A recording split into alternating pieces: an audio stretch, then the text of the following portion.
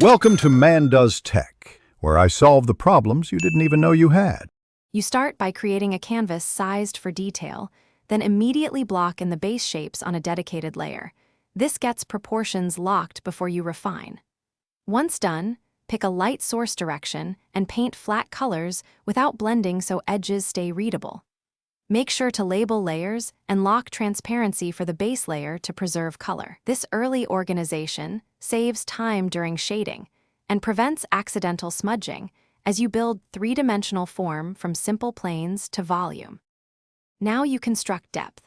On a multiply layer, add midshadows following the planes you established, blending only where form curvature needs it. Then, switch to a soft airbrush to create smooth transitions and a harder brush to reinforce crisp edges where volumes turn. Once shadows sit, add core shadows and occlusion with low opacity strokes and sample colors from nearby tones to keep harmony. When necessary, use a layer mask to erase gently rather than painting away, so you can tweak edges non-destructively. Finish by dialing in light. Create an overlay layer for warm rim light and a separate layer for small specular highlights where the surface reflects light. You should sharpen edges selectively and add micro textures with a textured brush at low opacity to sell material differences.